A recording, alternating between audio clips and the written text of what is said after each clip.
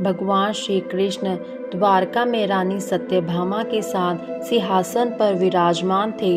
निकट ही गरुण और सुदर्शन चक्र भी बैठे हुए थे। तीनों के चेहरे पर दिव्य तेज झलक रहा था। बातों ही बातों में रानी सत्यभामा ने श्री कृष्ण से पूछा कि हे प्रभु, आपने त्रेता युग में राम के रूप में अवतार लिया था। सीता आपकी पत्नी थी, क्या वो मुझसे भी ज्यादा सुंदर थी? द्वारकाधीश समझ गए कि सत्यभामा को अपने रूप का अभिमान हो गया है। तभी गरुड़ ने कहा कि भगवान, क्या दुनिया में मुझसे भी ज्यादा तेज गति से कोई उड़ सकता है? इधर सुदर्शन चक्र से भी रहा नहीं गया और वे भी कह उठे कि भगवान, मैंने बड़े बड़े युद्धों में आपको विजयश्री दिलवाई है, क्या संसार में मुझसे भी शक्तिशाली कोई है? भगवान मन ही मन मुस्कुरा रहे थे। वे जान रहे थे कि उनके इन तीनों भक्तों को अहंकार हो गया है और इनका अहंकार नष्ट करने का समय आ गया है। ऐसा सोचकर उन्होंने गरुड़ से कहा कि हे गरुड़, तुम हनुमान के पास जाओ और कहना कि भगवान राम माता सीता के साथ उनकी प्रतीक्षा कर रहे हैं। गरुड़ भगवान की आज्ञा लेकर हनुमान को लेने चले गए। इधर श्री कृष्ण ने सत्यभामा से कहा कि हे देवी, आप सीता के रूप में तैयार हो जाएं, और स्वयं द्वारकाधीश ने राम का रूप धारण कर लिया। मधुसूदन ने सुदर्शन चक्र को आज्ञा देते हुए कहा कि तुम महल के प्रवेश द्वार पर पहरा दो और ध्यान रहे कि मेरी आज्ञा के बिना महल में कोई प्रवेश ना कर सके। भगवान की आज्ञा पाकर चक्र महल के प्रवेश द्वार पर तैनात हो गए।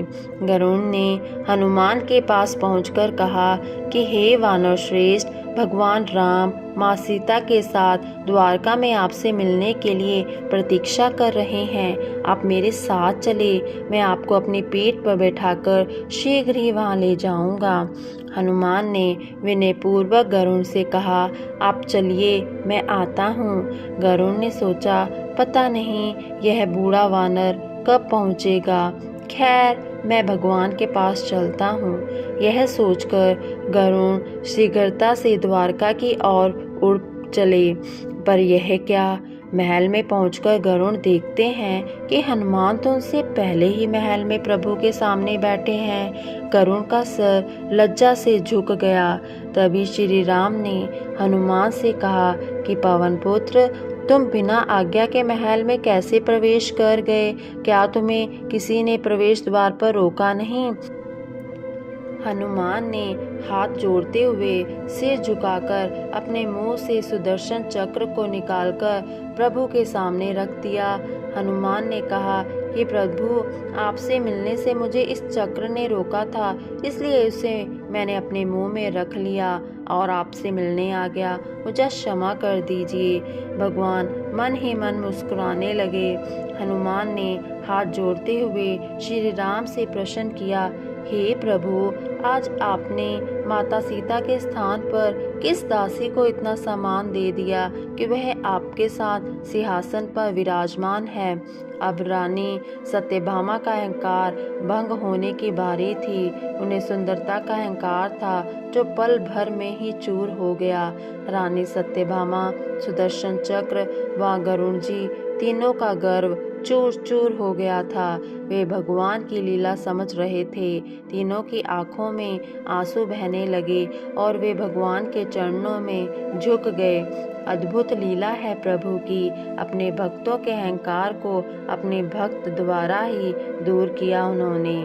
जीवन में कभी भी अहंकार नहीं करना चाहिए।